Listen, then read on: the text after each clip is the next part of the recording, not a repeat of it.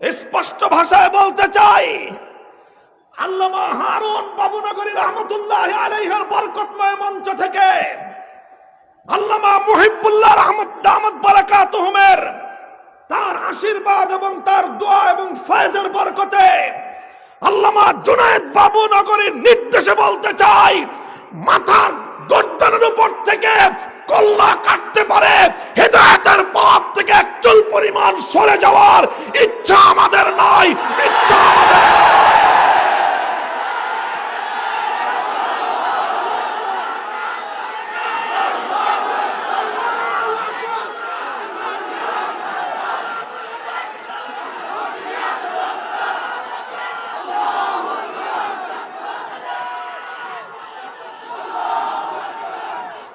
সমাজে যে কোনো বিচ্যুতি যখন দেখব, আল্লাহর কোরআনের আলোকে, আল্লাহর নবীর হাদিসের আলোকে সমাজে যখন কোনো ভুল ভ্রান্তি দেখব, সেই বিষয়ে কথা আমাদেরকে বলতেই হবে।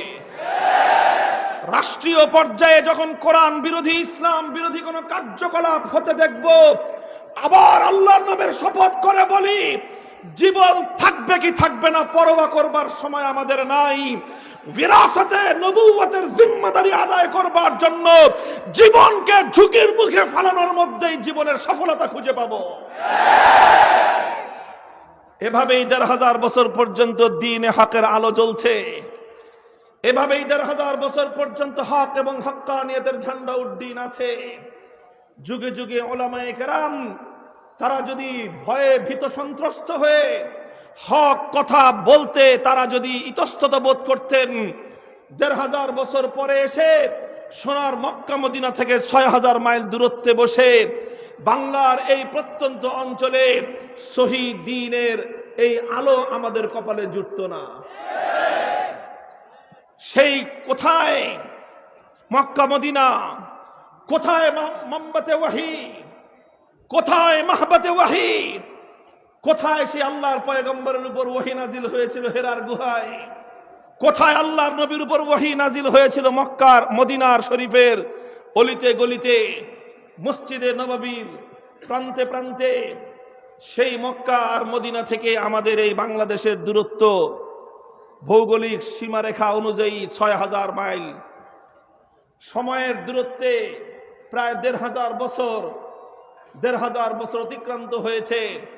এই ভৌগোলিক এত দূরত্ব, এই সব কিছুর পরেও আমরা এই বাংলার এক নিভৃত অঞ্চলে লক্ষ লক্ষ জনতা আজও পর্যন্ত আল্লাহর পয়গম্বরের আদর্শকে বক্ষে ধারণ করে নবীজির আদর্শের উপর পথ চলবার জন্য হাসি মুখে জান কোরবান করতে প্রস্তুত।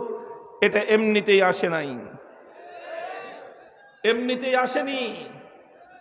শাইখুল হাদিস রহমতুল্লাহ আলাইহি বলতেন, এত দূর আরব দেশ থেকে বাংলাদেশে এত দেরি ১৫০০ বছর পর পর্যন্ত এই দিন এদেশে কিভাবে আসলো, কিভাবে আসলো? তিনি বলতেন যে কিভাবে আসছে, এক দেশ থেকে আরেক দেশে কচুরিপানা চলে যায়। কিভাবে যায়? পানির স্রোতের উপর ভেসে যায়। নদীর স্রোত, খালের স্রোত, এই স্রোতে ভেসে ভেসে শত শত মাইল, হাজার হাজার মাইল পর্যন্ত কচুরিপানা পানির স্রোতের উপর দিয়ে ভেসে যায়। ইসলাম এভাবে ভেসে এসেছে সোনার মক্কা মদিনা থেকে আমাদের এই বাংলার এই প্রান্তিক অঞ্চলে, আমাদের এই বাংলার এই নিভৃত অঞ্চলে ইসলাম ভেসে এসেছে। তবে নদী আর দরিয়ার পানির স্রোতের উপর দিয়ে ভেসে আসেনি, খাল আর বিলের পানির স্রোতের উপর দিয়ে ভেসে ইসলাম আসেনি। ইসলাম এসেছে কিছু আল্লাহওয়ালাদের চোখের অশ্রুর উপর ভেসে। ইসলাম এসেছে আল্লাহর কিছু বান্দার ঘামের স্রোতের উপর ভেসে। ইসলাম এসেছে সাহাবায়ে কেরাম, তাবেঈন, তাবে তাবেঈন, উলামায়ে উম্মত, মুজাহিদিনে মিল্লাতদের রক্তের স্রোত বেয়ে। এ রক্ত স্রোত বেয়ে ইসলাম এই পর্যন্ত এসেছে। কিয়ামত পর্যন্ত এভাবেই ঘাম, অশ্রু আর রক্তের স্রোত বেয়ে ইসলাম কিয়ামত পর্যন্ত টিকে থাকবে। শাইখুল হাদিস রহমতুল্লাহ আলাইহি আরো বলতেন, ইসলাম নামক এই বিশাল বৃক্ষ, এই মহিরুহ, এটা এর গোড়ায় এটাকে যদি সজীব রাখতে হয়, এটাকে যদি সতেজ রাখতে হয়, তাহলে এর গোড়ায় টিউবওয়েল আর চাপকলের পানি দিলে হবে না। ইসলাম নামক বৃক্ষের গোড়ায় নদী আর খালবিল থেকে বদনবরে পানি এলে দিলে হবে না। এটার গোড়ায় পুকুরের পানি ঢাললে এই গাছ সজীব থাকবে না। ইসলাম নামক এই সুশীতল, এই সবুজ শ্যামল, এই শান্তিদায়ক বৃক্ষ এটা সজীব থাকবে, সতেজ থাকবে উম্মতের আল্লাহর দ্বীনকে ভালোবাসে যারা, দ্বীনের প্রতি মহব্বত পোষণকারী আল্লাহর বান্দাদের বুকের রক্তের মাধ্যমে। এ গাছের গোড়ায় বুকের তাজা রক্ত দিতে হবে, তবে গাছ সতেজ থাকবে ইনশাআল্লাহ। শাইখুল হাদিস রহমতুল্লাহ আলাইহি যখন এই কথা বলেন, তো সেদিনও দেখলাম মুরগিচোরা নামে খ্যাত এক ব্যক্তি,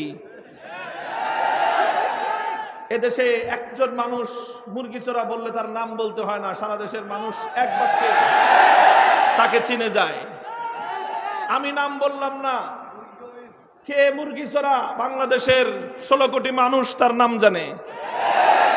নামের চেয়ে তার এই উপাধিটা বেশি প্রসিদ্ধ হয়ে গেছে। আল্লামা আজিজুল হক বললে অনেকে চিনত না, শাইখুল হাদিস বললে সবাই চিনত। আর এই ব্যাটারে নামে বললে অনেকে না চিনলেও মুরগিচোরা বললে সবাই চিনে। সে শাইখুল হাদিস রহমতুল্লাহ আলাইহির এই কথার সমালোচনা করতেছে যে কেমন কথা, ইসলামের বৃক্ষে রক্ত ঢালতে হবে, ইসলাম কি ড্রাকুলা নাকি যে রক্ত শোষণ করে রক্ত খায়?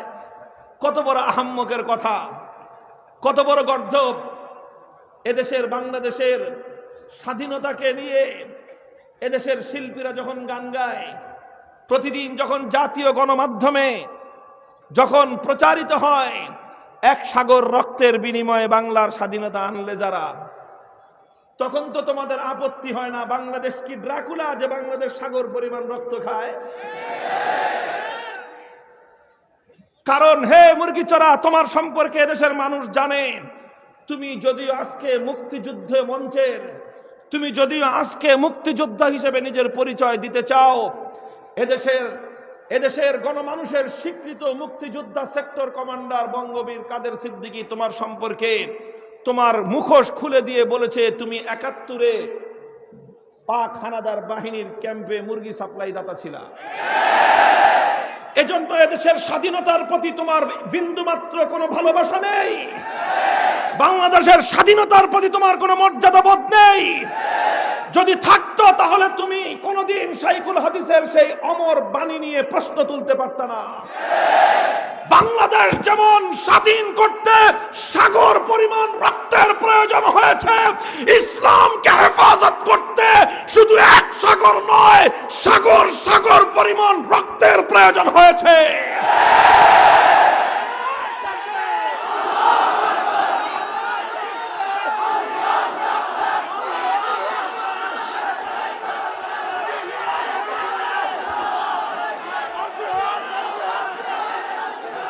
আমি জানি, আমি এ কথা জানি। আমার আজকের এই কথার পরে আবার অনেকে আমাকে দৃষ্টি আকর্ষণ করার চেষ্টা করবে যে হুজুর আবার সেই কথা কেন উঠান আপনারা। আমি স্বনির্বন্ধ অনুরোধ করব, আগে এই নাস্তিক মুরতাদদের মুখ সামলে কথা বলতে বলেন। ওরা যখন আমাদের পূর্বসূরীদেরকে নিয়ে কথা বলে, ওরা যখন ১৫০০ বছরের ইসলামের ইতিহাসকে কলঙ্কিত করতে চায়, ওরা যখন আল্লাহর পয়গম্বরের খতমে নবুয়তের মঞ্চের উপর অবৈধ হস্তক্ষেপকারী কাদিয়ানীদের দোসর হিসেবে ওদেরকে প্রোটেকশন দিতে চায়, ওরা যখন আমার নবীর খতমে নবুয়তের সিংহাসন নিয়ে টানা হেঁচড়া করবার চেষ্টা করে, তখন আমাদেরকেও বলতে হয় শাহাদাতের রক্ত দেওয়ার জন্য কাফনের কাপড় পরে মাঠে নামবো, আবার মাঠে নামবো।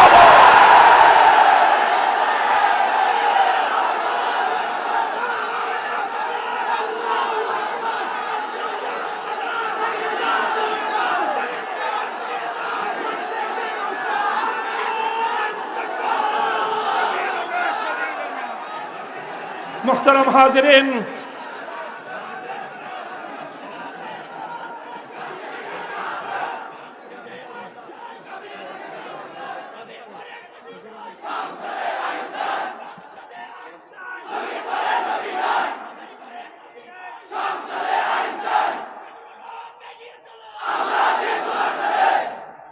কয়েকটা কথা পয়েন্ট আকারে বলে আমার বক্তব্য শেষ করছি। এক নম্বর কথা, খতমে নবুয়তের হেফাজতের জন্য, খতমে নবুয়তের এই সিংহাসন আল্লাহর নবীর জন্য বাংলাদেশে শুধু ধর্মীয়ভাবে নয়, রাষ্ট্রীয়ভাবে সংরক্ষিত দেখতে চাই। 2006 সালে শাইখুল হাদিস আল্লামা আজিজুল হক রহমতুল্লাহ আলাই অন্য সব কিছুর স্বার্থবাদ দিয়ে রাজনৈতিক স্বার্থের উপর তিনি পদদলিত করে শুধুমাত্র আল্লাহর পয়গম্বরের খতমে নবুয়তের মসনদকে হেফাজত করবার জন্য 5 দফা আদর্শিক চুক্তিপত্র ঘোষণা করেছিলেন।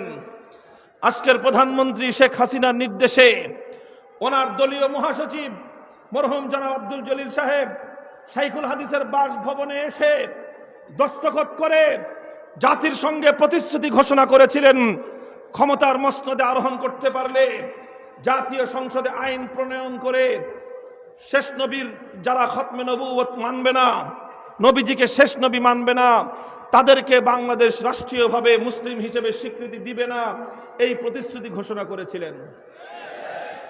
2006 সাল থেকে আজকে 2020 সাল, 15টা বছর অতিক্রান্ত হয়ে গেছে, আজও পর্যন্ত আমরা সেই প্রতিশ্রুতির বাস্তবায়ন দেখতে পাইনি।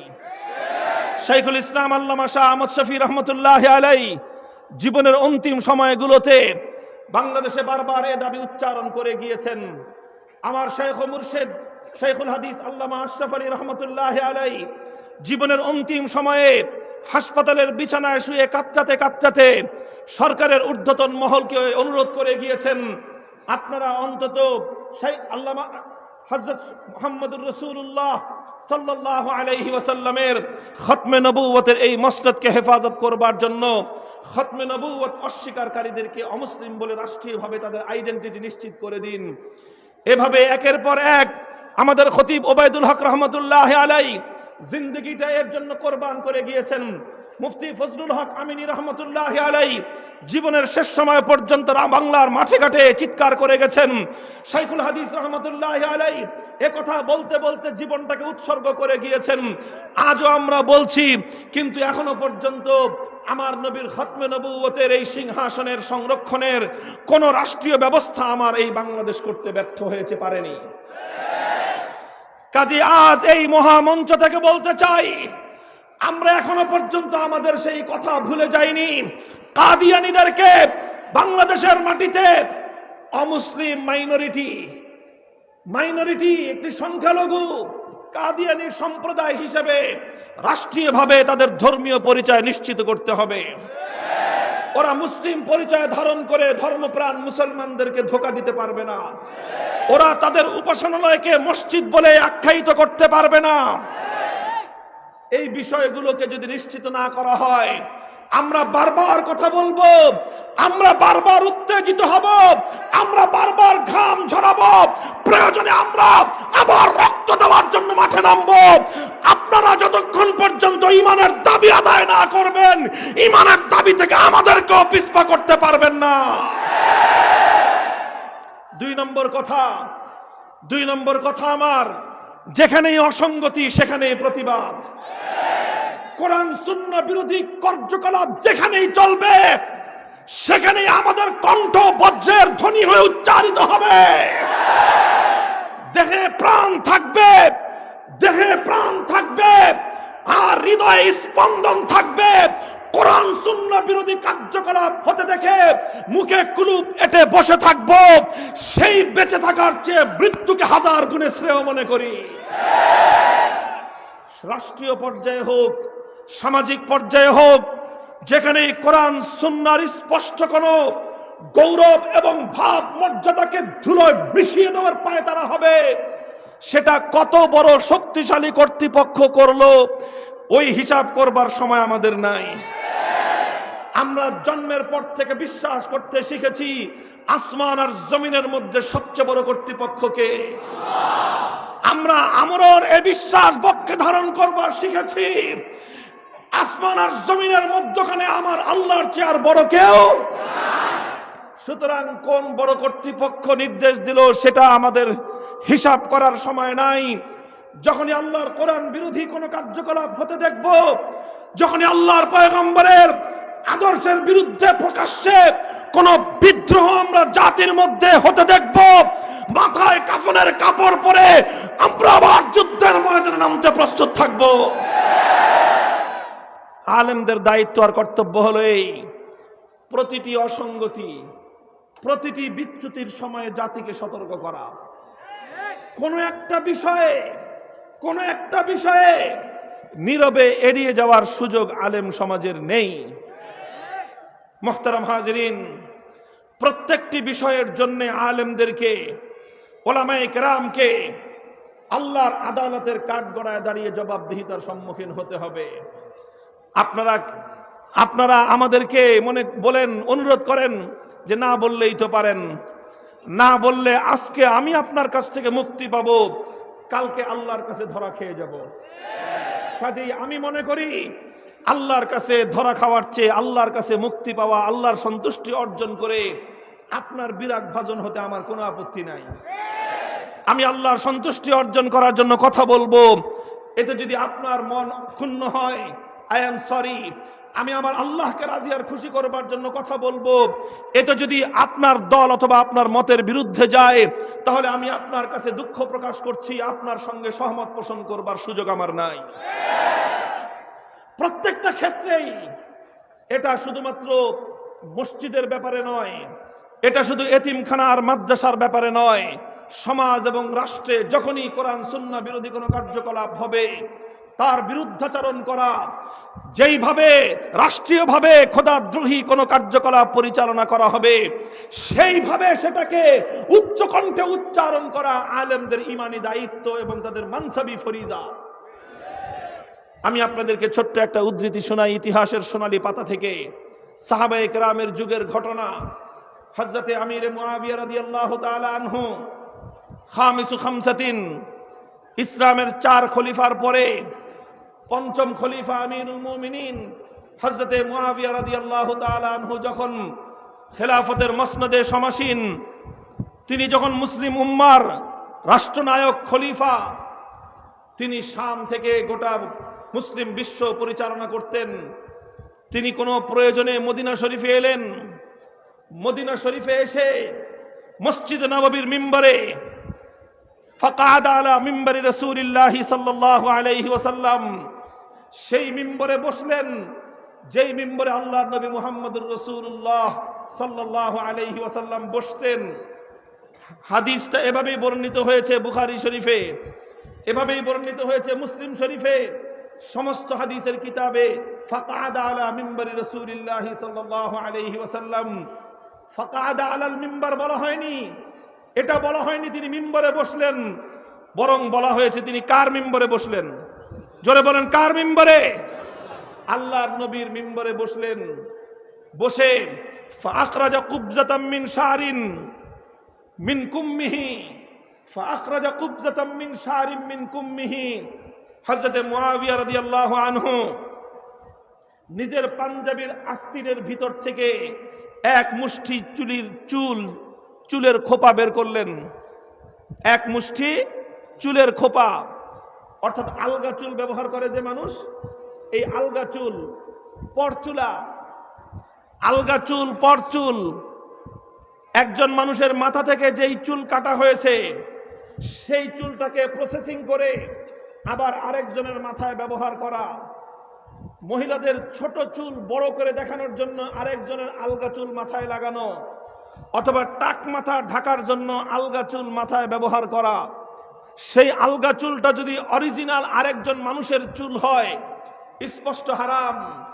নবীজির হাদিসের মধ্যে এসেছে লানাল্লাহুল ওয়াসিলাত ওয়াল মুস্তাওসিলাত, যারা এভাবে আলগা চুল আরেকজনের মাথায় বেঁধে দেয়, যে বেঁধে দিল, যারটা বেঁধে দিল, উভয়ের উপর আল্লাহ পাকের অভিশাপ, উভয়ের উপর আল্লাহর নবীর অভিশাপ, উভয়ের উপর সমস্ত ইমানদারদের অভিশাপ।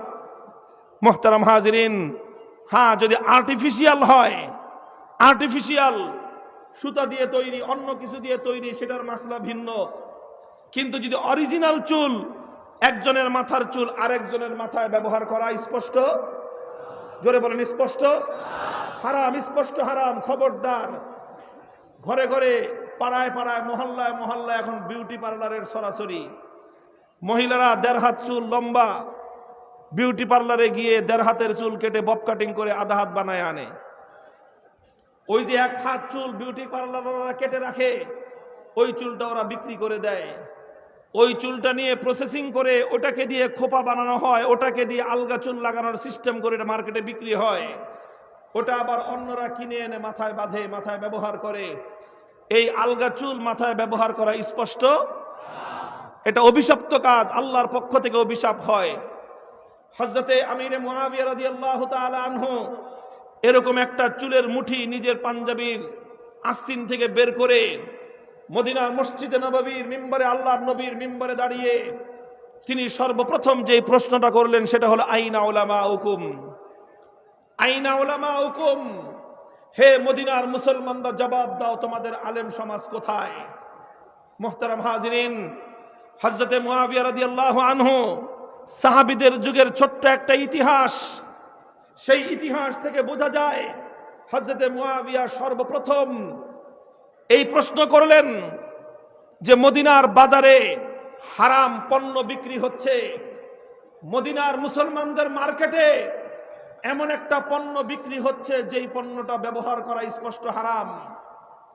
তিনি এ কথা জিজ্ঞাসা করেননি রাষ্ট্রনায়ক হিসেবে যে মদিনার পুলিশ সুপার কই, এটা জিজ্ঞেস করেননি। এটাও জিজ্ঞাসা করেননি মদিনার গভর্নর কোথায়, প্রশ্ন এটা করেননি মদিনার প্রশাসক কোথায়, মদিনার ডিসি কোথায়, মদিনার এসপি কোথায়, এই সকল প্রশ্ন করেননি। তিনি প্রশ্ন করেছেন আইনা উলামাউকুম, মদিনার আলেম সমাজ কোথায়।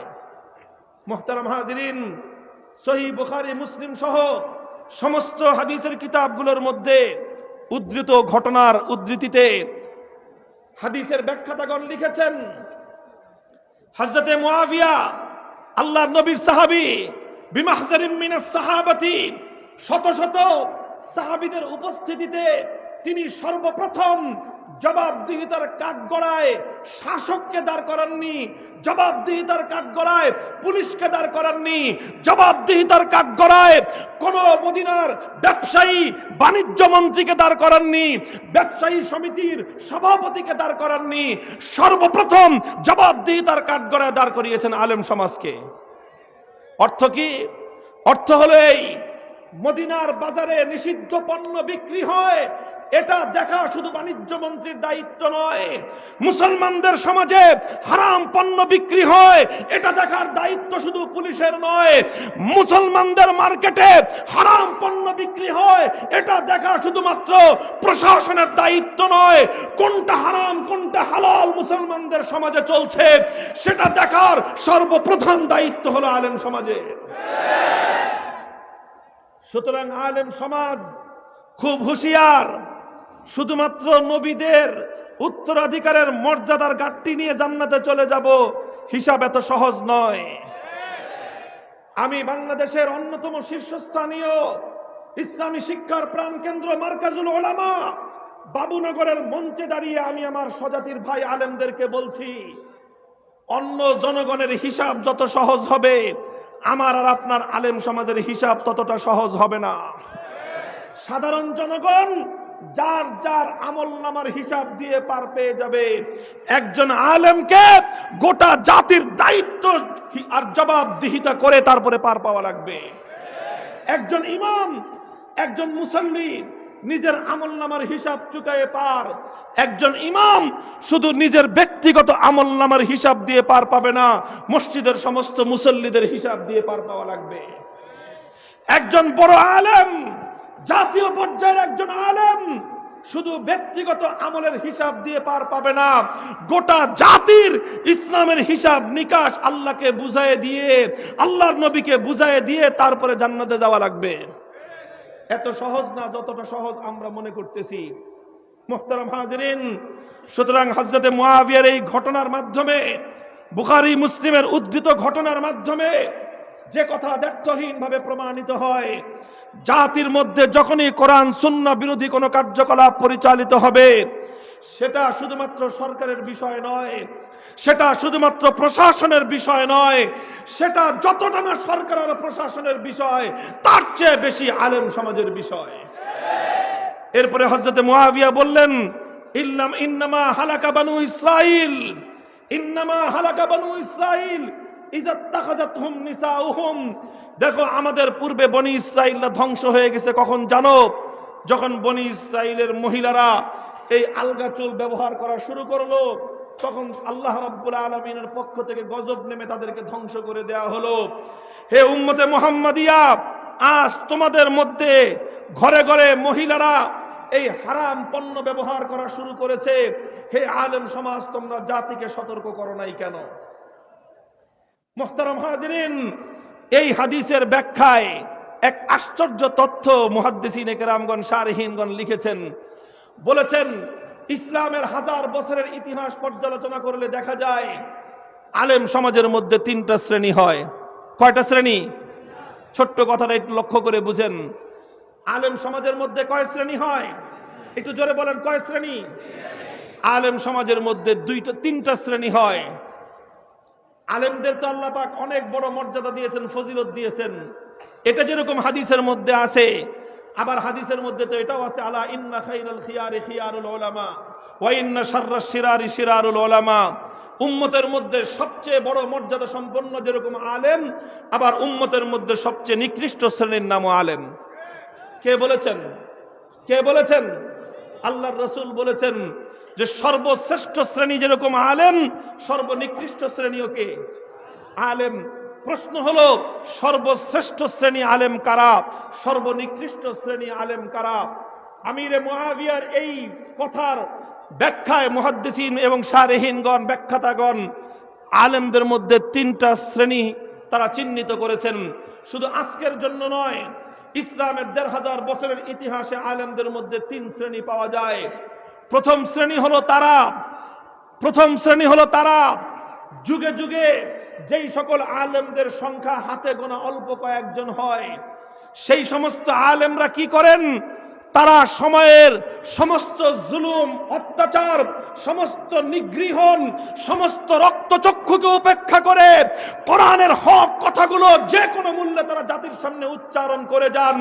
সেই কথা উচ্চারণ করতে গিয়ে কখনো তাদেরকে কারাগারের অন্ধকার প্রকোষ্ঠে নিক্ষিপ্ত হতে হয়, সেই সত্য উচ্চারণ করতে গিয়ে কখনো তাদেরকে সুফিয়ানে সাউরির মতো দেশান্তরিত হতে হয়, সেই সত্য কথা উচ্চারণ করতে গিয়ে কখনো তাদেরকে ইমাম আজম আবু হানিফার মতো বিষ প্রয়োগে হত্যা করা হয়, সেই সত্য উচ্চারণ করতে গিয়ে কখনো তাদেরকে ইমাম আহমদ ইবনে হাম্বলের মতো কারাগারে নিক্ষিপ্ত হয়ে জালিমের বেত্রাঘাতে শরীরকে রক্তাক্ত করতে হয়, সেই সত্য কথা বলতে গিয়ে কখনো তাদেরকে ইমাম ইবনে তাইমিয়ার মতো জুলুমের শিকার হতে হয়, সেই সত্য কথা বলতে গিয়ে কখনো তাদেরকে শাইখুল হিন্দের মতো মাল্টার আন্দামান দ্বীপে নিক্ষিপ্ত হতে হয়, সেই সত্য কথা বলতে গিয়ে কখনো তাদেরকে শাইখুল হাদিস আল্লামা আজিজুল হকের মতো কারারুদ্ধ হতে হয়, সেই সত্য কথা বলতে গিয়ে কখনো তাদেরকে মুফতি আমিনীর মতো কারারুদ্ধ হতে হয়, সেই সত্য কথা বলতে গিয়ে কখনো তাদেরকে জুনায়েদ বাবু নগরীর মতো কারান্তরীণ হতে হয়। তারা কারাগারে যায়, দেশান্তরিত হয়, বেত্রাঘাত সহ্য করে জীবন যায়, ফাঁসি কাষ্ঠে ঝুলে হক কথা বলবার থেকে পিছপা হয় না।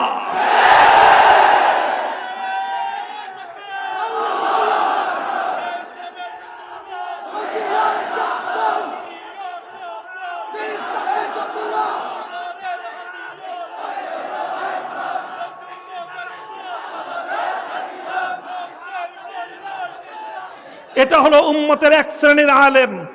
এটা উম্মতের, এই আলেম হাজার হাজার পাওয়া যায় না, এই আলেম লক্ষ লক্ষ হয় না, এই আলেম গন্ডায় গন্ডায় হয় না। ইমাম আজমের যুগে একজন হয় ইমাম আবু হানিফা। ইমাম মালিকের যুগে একজন হয় ইমামে দারুল হিজরা মালিক ইবনে আনাস, ইমাম আহমদ ইবনে হাম্বলের যুগে একজন হয় আহমদ ইবনে হাম্বল, এই আলেম ইবনে তাইমিয়ার যুগে একজন হয়, এই আলেম শাইখুল হিন্দের যুগে 2-4 জন হয়, এই আলেম শাইখুল ইসলাম মাদানির যুগে 2-4 জন হয়, এই আলেম শাইখুল হাদিসদের যুগে 2-4 জন হয়, এই আলেম বর্তমান যুগে গন্ডায় গন্ডায় না অল্প কয়েকজনই হয়। সবাইকে এমন হতে হবে এটা জরুরি না, সহজ করে দিচ্ছি হুজুরদের জন্য। সবাইকে এই আলেম হতে হবে এটা জরুরি না, এটা উলামায়ে কেরাম লিখেছেন। সবাই এইভাবে আহমদ ইবনে হাম্বলের ভূমিকা অবতীর্ণ হবে, সবাই কারারুদ্ধ হয়ে প্রতিদিন ব্যথাঘাতে পিঠের থেকে রক্ত ঝরবে, এটা হওয়ার দরকার নাই এবং এটা হবে না। এটা 1500 বছর হয়নি। তবে এমন কোন যুগ যেতে পারবে না যেই যুগে মুসলমানদের মধ্যে এরকম 2-4 জন আলেম না হয়। যেই যুগে মুসলমানদের মধ্যে এমন 2-4 জন আলেম না হবে, সেই যুগের আলেমরা কচু গাছে গিয়ে গলায় দড়ি দাও। যেই যুগে তোমাদের মধ্যে এমন 2-4 জন আহমদ ইবনে হাম্বল জন্ম না নিবে, যেই যুগে তোমাদের মধ্যে 2-4 জন শাইখুল হিন্দ জন্ম না নিবে, যেই যুগে তোমাদের মধ্যে 2-4 জন শাইখুল হাদিস মুফতি আমিনী জুনায়েদ বাবু নগরী জন্ম না নিবে, সেই যুগের আলেম মাটির উপর থেকে মাটির নিচে চলে যাওয়া ভালো। সবাই তো হবে না, সবাই হবে না, তবে 2-4 জন যারা হবে তাদেরকে তোমরা নিরাশ করবা না, তাদের মতো হতে না পারো বিরুদ্ধাচরণ করবা না, তাদের মতো কথা বলবার হিম্মত না থাকে খবরদার তাদের বিরুদ্ধে মুখ খুলবা না। এটা হলো বাকি আলেমদের দায়িত্ব। আলেমদের মধ্যে কয় শ্রেণী? গেল কয় শ্রেণী? 1 নম্বর শ্রেণী গেল এই শ্রেণী কি হাজার হাজার, লাখ লাখ, শত শত, গন্ডায় গন্ডায় 2-4 জন হয়। তাদের মাধ্যমে আল্লাহ পাক রব্বুল আলামিন যুগে যুগে হকের ঝান্ডা সমুন্নত করেন। আলেম সমাজের মধ্যে দ্বিতীয় শ্রেণী হলো তারা যারা ব্যাপক। তারা কেমন হয়?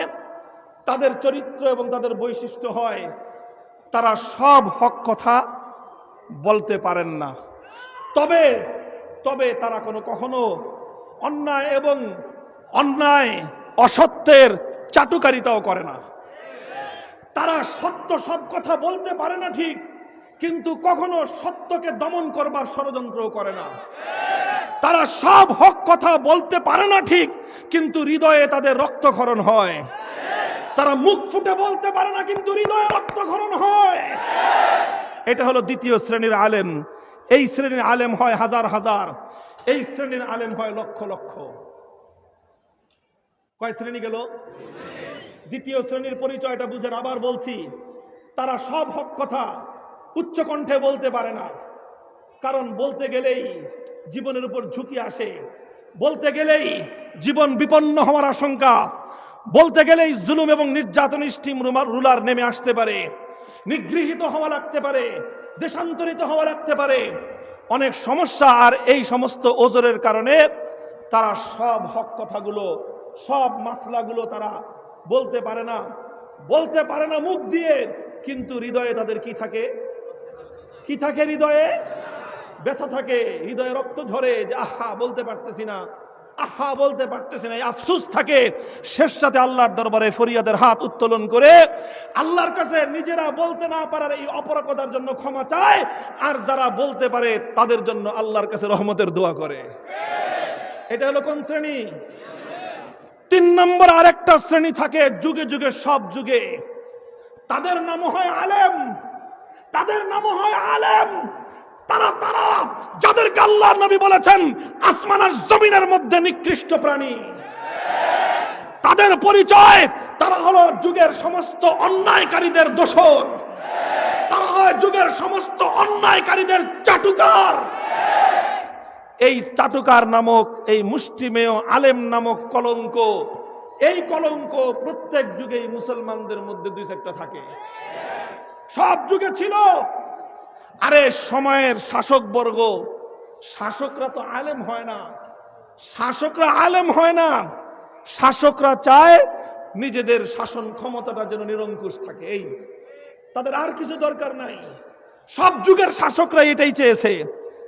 তারা শাসন ক্ষমতা নিরঙ্কুশ করবার জন্য তাহাজ্জুদ পড়তে হলে তাহাজ্জুদ পড়ে, আবার শাসন ক্ষমতা নিরঙ্কুশ রাখবার জন্য পূজা করতে হলে পূজাও করে। এটা হলো সব যুগের শাসকদের চরিত্র। আর এই শাসকদেরকে সরল সঠিক পথে ফিরিয়ে আনবার জন্য কিছু আলেম হিম্মত নিয়ে, সাহস নিয়ে শাসকদেরকে সত্য কথা বলে, নসিহত করে যে এই পথ ছেড়ে ভালো পথের দিকে আসো। যুগের কিছু কিছু শাসক ওই সমস্ত আলেমদের কথায় হেদায়েত পেয়ে যায়, সত্যের পথে ফিরে আসে, বলেন আলহামদুলিল্লাহ। আর কিছু কিছু শাসকের কপাল পোড়া থাকে, কিছু কিছু শাসকের কপাল পোড়া থাকে। তারা কারা? যারা ওই সত্যপন্থী আলেমরা যখন তাদেরকে নসিহত করে, যখন তাদেরকে সতর্ক করে, তাদের কথা ভালো লাগে না, ভালো লাগে ওই চাটুকারদের কথা। ওই চাটুকারদের ফাঁদে পা দেয়। এই চাটুকার শাররুল উলামা, এই চাটুকার উলামায়ে সু, তারা হাল আফসাদাদ-দ্বীন, হাল আফসাদাদ-দ্বীন ইল্লাল উলামাউস সু। আসমান আর জমিনের মধ্যে আল্লাহর দ্বীনকে সবচেয়ে বড় ক্ষতিগ্রস্ত করে ওই নিকৃষ্ট আলেম সমাজ, চাটুকার দরবারি আলেম সমাজ। মুহতারাম হাজিরিন, আখেরি কথা এটা আমার, আখেরি পয়গাম। বাদশাহ আকবরের কপাল পুড়েছিল শুধুমাত্র নিজের অপরাধে নয়, মোল্লা আবুল ফজলের চাটুকারিতায়। আবুল ফজল ফৈজি যদি না থাকতো, চাটুকার দরবারি মোল্লা যদি বাদশাহ আকবরকে মিসগাইড না করত, মুজাদ্দেদে আল-ফিসানির তাওয়াজ্জুহ এবং মেহনতের বরকতে আকবর সঠিক পথে ফিরে আসতে পারত।